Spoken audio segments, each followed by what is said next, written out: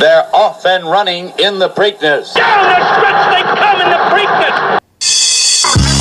Running Turcotte has his whip put away, and Secretariat has him put away. He's getting the railway. Disputed testimony charging along the rails. Disputed testimony in front. Sunday silence and Brett Valenzuela. Easy going on that day. Treehouse Silverchalk, Captain Budget. Oh, it's close. Photo finish. The rematch is on. I'll have another. Bobby Meister. Photo finish. I'll have another. This is special. Courtland Simmons with you here at the CS Racing Report with the Preakness Stakes Preview and Pick Podcast. Let's quickly get into the action here with the post positions of this 11-horse field. Mystic Guide, trained by Michael Stidham with Drew Lady, of course, will not run the Jim Dandy winner, but there are two Jim Dandy runners in this Preakness Stakes. When you look at these horses amongst the 11, what's interesting is that Accession, who hasn't run in 6 months since finishing second to the now retired Nadal, also trained by Baffert in the Rebel Stakes, comes in coming out of post number 1 with the lowest of the Equibase speed figures at the Century Market, and even 100 for Steve Asmussen.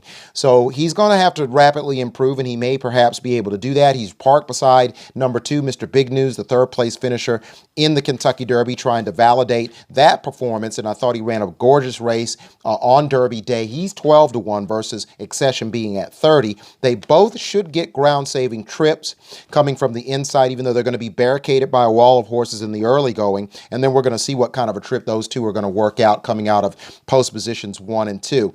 Then what's interesting, right next door, you have Art Collector, considered by many to be a win bet in this race, and SWISS SKYDIVER, the filly, runner-up in the Kentucky Oaks, multiple grade stakes winner.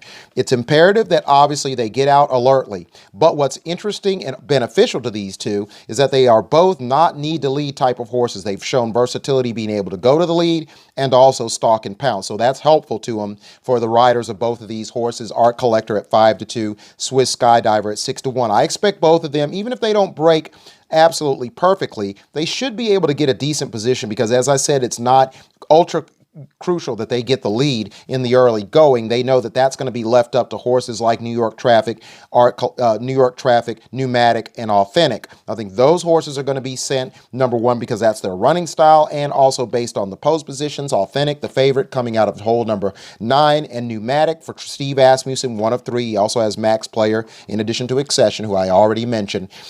Authentic and Pneumatic are right beside each other, and what's interesting about it is that Pneumatic is the co-top Equibase speed figure with Authentic at 113. So you got two horses with the best speed figures side by side. They're both going to get out there, and then we're going to see if Pneumatic's going to sort of take back, play a little cat and mouse, and if Authentic is going to take the mantle of leader in this race.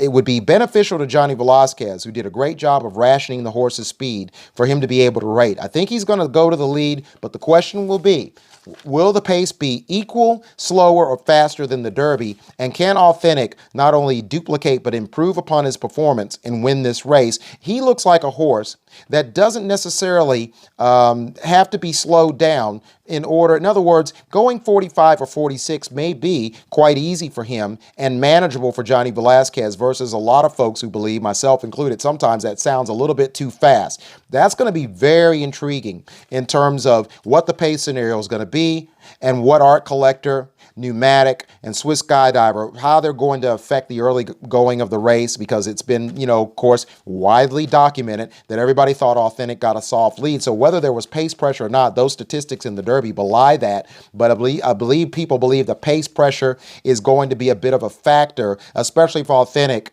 is not quite up to the standard that he was in the Derby. So that's going to play a very interesting role for those of you watchers out there and bettors for this Preakness Stakes. I think that's interesting, along with the also-rans in the Derby. Mr. Big News not being one of them. He ran a beautiful race. Some of you are questioning whether that 12-1 and even beside the odds, whether he can come back and run the same way he did at Churchill Downs. That's going to be interesting. Brett Calhoun's definitely going to have that horse prepared as best as possible to do that, and we'll see. But meantime, the also-rans in the Derby, back to them, New York Traffic and Max Player. New York Traffic, came out of this race with a few cuts and everything like that. He also came out a little bit bruised by the fact that Mr. Big News and Tiz the Law blew right by him like he was standing still on the turn 3.5 furlongs out in the Derby, and that obviously is a concern for those of you who are maybe tempted to possibly wager or pass on New York Traffic. He's 15-1. He's got a good post position. He should be able to get out of there and be amongst the first flight. And from there, we're going to see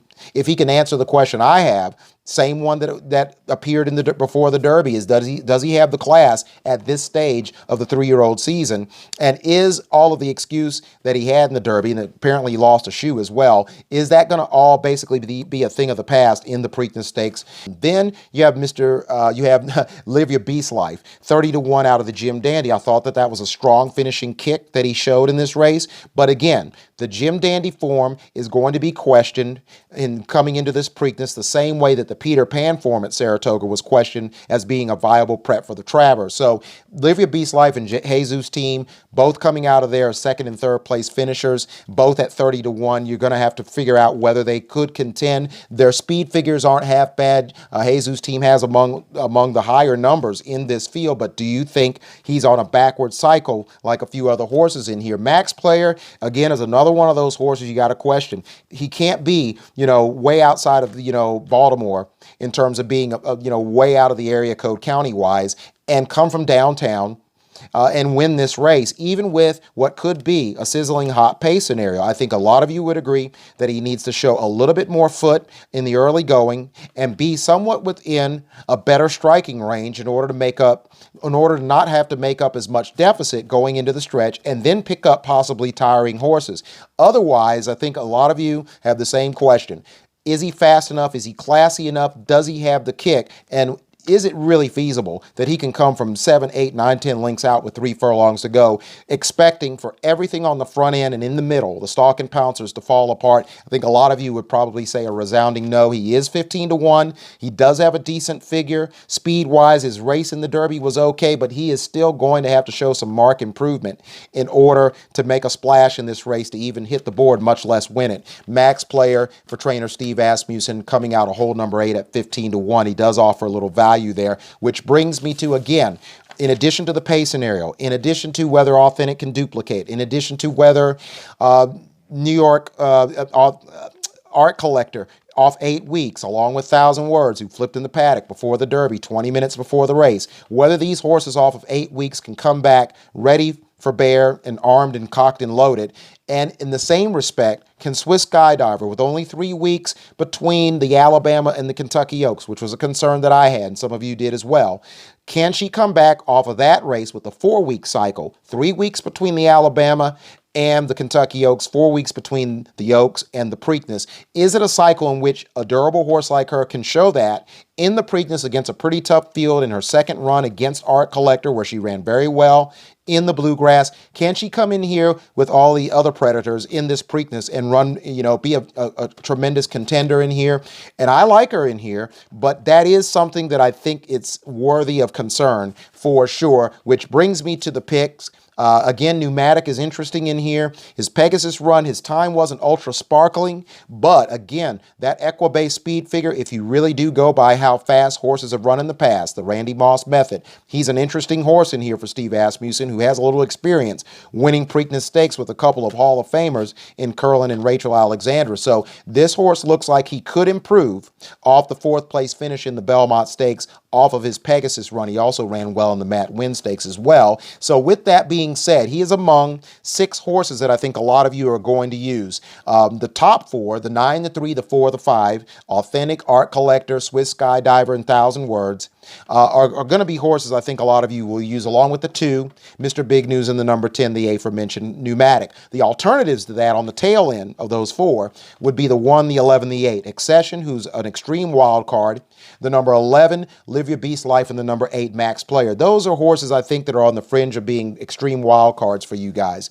With that being said, here is my trifecta of superfectas. The upset special is a co-upset special like the Derby, when I had Authentic and 1,000 Words as the horses that could trip up Tiz the Law's bid for the Triple Crown. The number 5, 1,000 Words, the aforementioned, and the number 4, SWISS SKYDIVER. It's either the 5, the 3, the 9, or the 10, or the 4, the 3, the 9, and the 10, filling out your superfecta.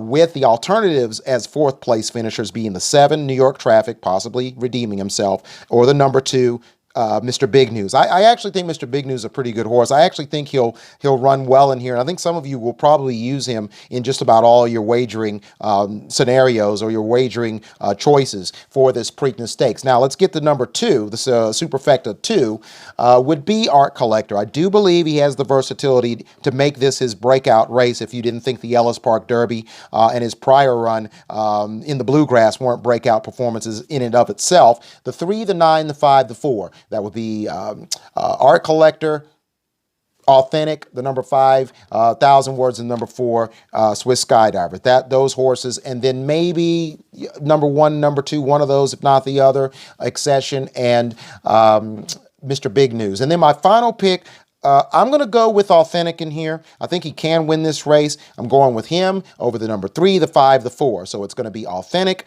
Art Collector, 1,000 Words, and Swiss Skydiver. But I do think a viable 4th place or even 3rd place could be the number 10, Pneumatic. So that could be 9, 3, 10, and then maybe a 4 in here or something like that. Or you could go 9, 3, 5, and then the 10, Pneumatic, finishing 4th. And then your alternatives on 4th place would be the 11, Live Your Beast Life, and the number 8, once again, Max Player. But again, I'm picking Authentic just by a whisker there to win the Preakness Stakes. Don't know how much he'll win by. It'll be very, very interesting to see. We're going to recap it all right here at the CS Racing Report. They're in upper stretch, and Big Bam's in town.